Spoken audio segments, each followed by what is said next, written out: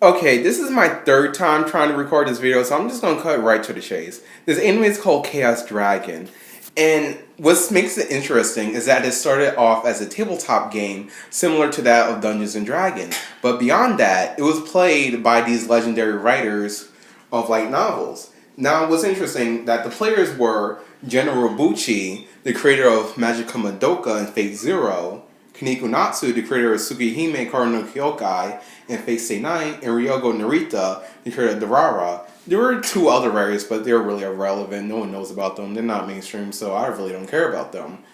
And yeah. Oh my god, I need to catch my breath. Now, it's been about a year since I've seen this anime, so my memory of it is pretty hazy. So I have to read certain stuff off of Wikipedia. Now, I'm going to mispronounce some of these names because these names are just effing crazy.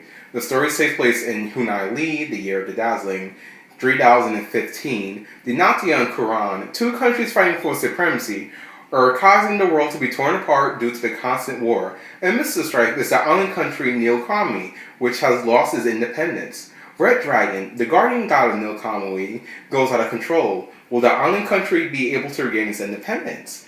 So basically, you have the main character, Ibuki, who's pretty much like the young monarch or something. He's pretty much the prince about to become the king of the country, Nilkamui.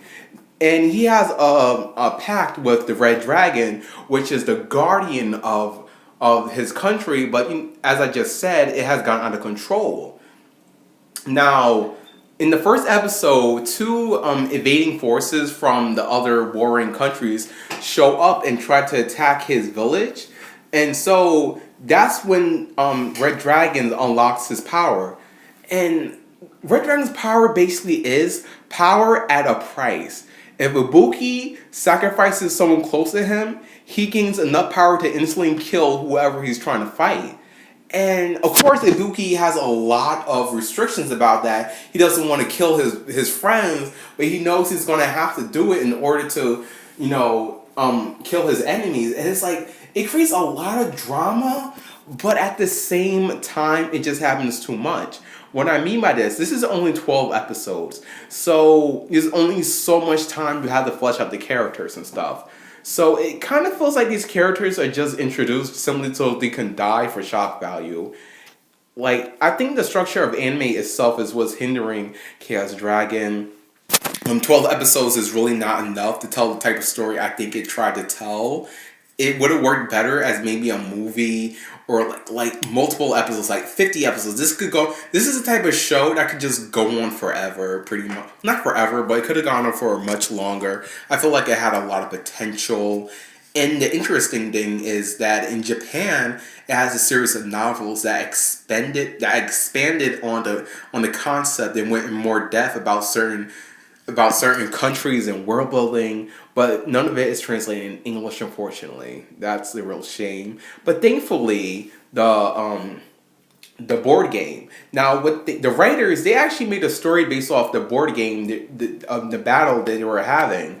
And someone translated it. I'm going to leave a link in the description below about it, but let me get back to the actual show. Now, the main characters are Ibuki. As I said, he's the prince. Hold up. God, I'm trying to get to this. Aiha, Ibuki's guardian who is fused with a demon companion Ball. She has the desire to protect Ibuki as she has promised to Mashiro. Swallow, a member of the Natsuya Pride's Black Dragon Knights. And Long Zuha, an assassin from a religious organization in Quran. Now, all these characters are really interesting. My favorite one would probably have to be Ibuki himself. I just feel like I don't know what it is about him. I just really like them. Aiha was interesting because she grew up as a slave, and she grows close to Ibuki. And in Ibuki, she finds meaning in her life. At the same time, she wants Ibuki to kill her so he can be a worthy sacrifice and slay his enemies. And there's Swallow. Now, Swallow has a cool power. His power is that he can use any item to his maximum potential, but after he's done with it, it completely destroys. Like, you could say he's overpowered, but it's like it causes so many problems for him. When he was a child, he had to pretty much be in handcuffs because he just broke everything in touch. Now, Leng Zhao is a character that kind of pissed me off a lot because she's a serial killer, but no one knows about it. She just goes off and starts killing these people, but somehow these people never find out about it until like the last episode. But they don't find out that she's a serial killer per se, but she does like overthrow him. I know that was a huge spoiler, but I just really wanted to say it. Now, Chaos Dragon is pretty much a wuxia novel. I mean, a wuxia anime series. For those of you who don't know, wuxia is an Asian genre in which the main character is going this epic journey. You all know martial arts. They fight against this evil warlord. Think of like Journey to the West or Dragon Ball. It's kind of like that, except not as grandiose.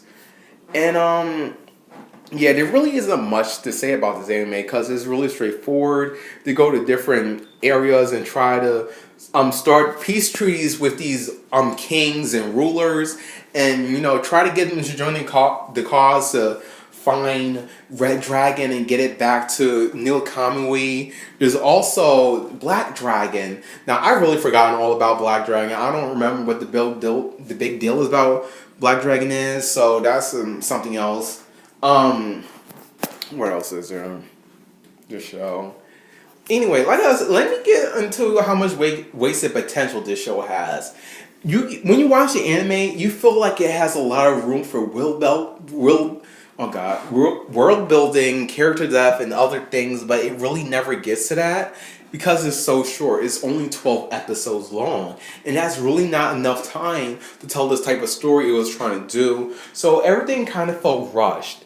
And, it really affects the characters. I felt like the characters could have been so much deeper and multifaceted. And their deaths could have had so much impact. Because, these characters, like I said, they're only introduced so they can die to help Ibuki. And some of them are just stupid. Like, no, Ibuki, let me kill you. Ibuki, kill me so I can help you or something like that. A lot of people just want to die to help Ibuki. And it makes no sense why they're so self-sacrificing.